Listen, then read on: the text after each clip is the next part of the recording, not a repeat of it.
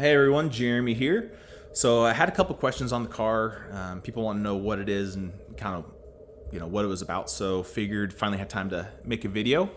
Let's go over some things. So first, got to start off with a little bit of a flex. This showed up last week. So this was my third time going to nationals in 2025. First time was in 21. Took fourth. Went in 23 and got on the podium. Got third. And then this year, managed to take top honors. It was a pretty close competition. Managed first just by 0.3 of a second over a 2-day event. So total time was 90.5 seconds. So 0.3 was, it could have gone either way. So very, very grateful, very blessed to make that happen. It's pretty awesome. So let's talk about the car a little bit.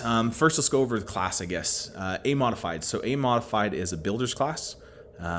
These are home-built, garage-built cars. You can start off with other stuff and then build them into an A mod.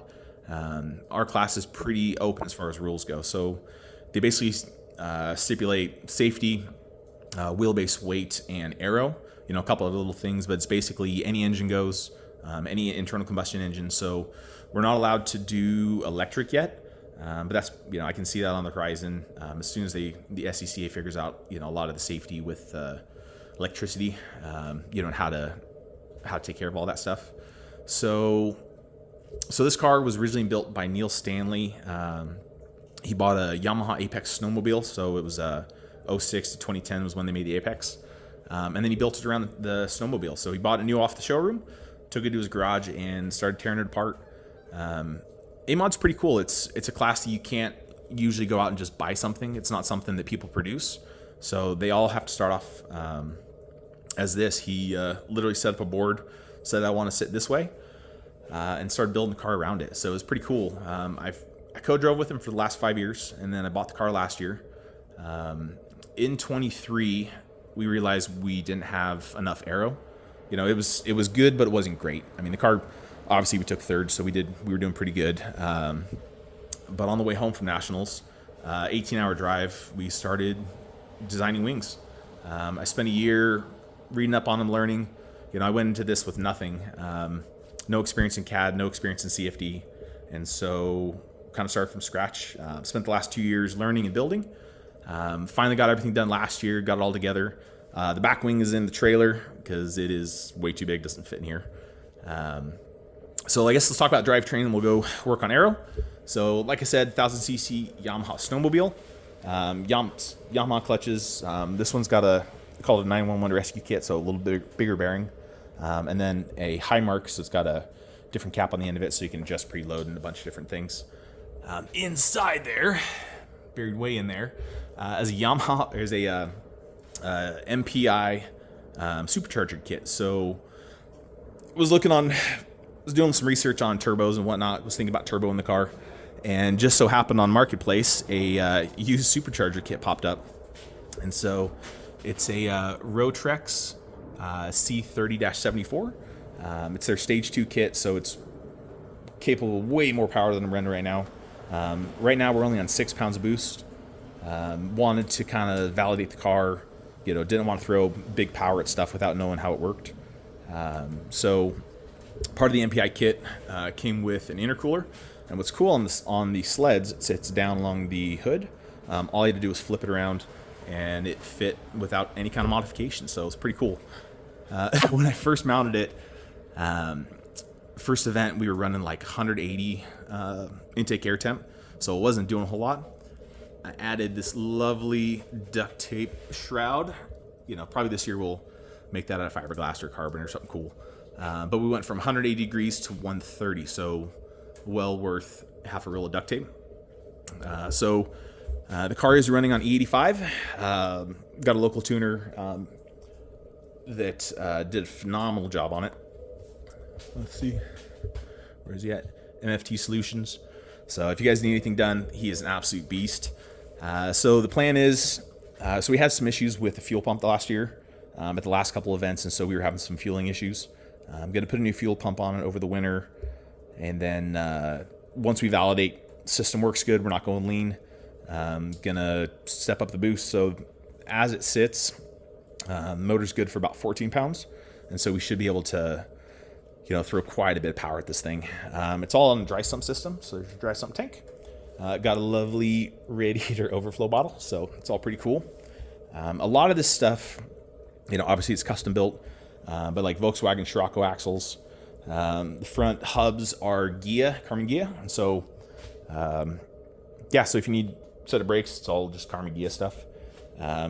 All of it's custom one-off, A-arm suspension, everything's inboard suspension, so we can adjust motion ratios and all kinds of fun stuff.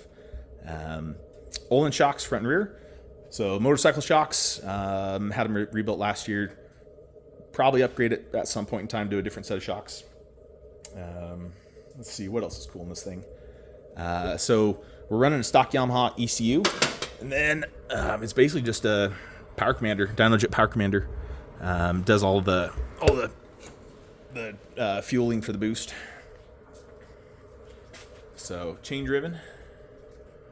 Everything is so hard to work on. I mean, everything's just absolutely buried in here.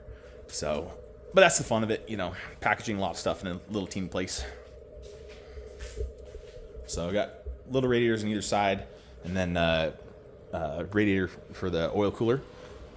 Using the DL1, Race Technologies DL1 data logger. So this year we were on Hoosier tires. In the past we've run Avons. Obviously Avons aren't available again, or yet. Hopefully they'll be available soon. So we're on 8-inch wheels in the front, 10-inch wheels in the back. So we're on the R20 compound, so as soft as we could go. Love the tire, love the way it feels. They don't heat up nearly as quick as the Avons do. I feel like the Avons had a little better grip right out of the hole, but these Hoosiers, once they get warm, they are absolutely phenomenal. So, yeah, pretty cool. So the floor, it's one giant sheet of signboard. It's a corrugated signboard. It's a flat floor running the whole length. We are allowed skirts to seal. So try to design on this one. Everything's on a hinge, a little piano hinge, so it'll seal against the floor. I think it's called UHMW. It's a real pretty strong stuff. In the past, I'd used kind of a thicker rubber, and it sealed really nicely, had a nice smooth transition to the back. It just didn't hold up very well. Every couple events, it was just tearing shreds. So tried this stuff this year. Probably change the design a little bit so it seals it as it transitions to the back. Wings have been an absolute blast. So the front wing, so one of the things with A-Mod or A-Modified is we're allowed 20 square feet of wing. So the front wing, it's foam core. Everything was a wet layup. I did everything by hand. It's an S1210 profile, 15-inch for the main cord, and then we have a total cord of 20 inches. So you're 64 inches wide by 20 inches deep. Designed it to run in ground effect. So the closer it gets to the ground, the more suction you get, the more downforce you get. It didn't work as well as I'd hoped it would. Still was making good numbers, running good. But one of the cool things in the class is we're allowed to, as long as you're within 6 inches, we're allowed to go high. So currently working on a design where we're gonna have a second story up here. So kind of one of the issues we have with it, unless you're really close to the ground, you get any kind of roll in the chassis, and you lose a lot of downforce. And so trying to make it less sensitive to, to pitch, roll, ground height, all that kind of stuff. It was running pretty dang close to the ground, so you can see, I think it was about an inch from there to there, and it's scraping on the bottom. So it's all just self-clearancing to where it wanted to go. So, but yeah, did all of it by hand. It was, we hot wire cut all 3 elements, and then wrapped them all. So this is the first one we did, and then I built the second one last winter. I spent way too much time working on the car, getting the wings done, getting ready for nationals, and so I've taken some time off. Haven't touched the car since I think October was our last event, and so we're gonna start working on it again come January. Not doing a whole lot, primarily gonna be working on some reliability stuff, and then working on the front wing. So it's pretty cool. This thing's so low, I can't actually get it in the trailer, even with race ramps. So we have to have it set up to where we can unbolt it and then just lift it. As it sits right now on those bolts, it's just high enough to pull in the trailer. And then when we when we travel, we can fold it all the way up, use a strap and strap it all up. So yeah, pretty cool. I used a camo pattern on the as a top layer on all the carbon. My theory was that it would hide a lot of the imperfections. The front one turned out really good. It's got one little seam from where there was a fold in the the felt. So overall, pretty happy with it. Let's take a look. So the back wing is currently in the trailer because it is huge. So this thing was pretty awesome. Let's take a walk around. It's raining today. Wonderful Christmas. Merry Christmas, everyone. Okay, so back wing.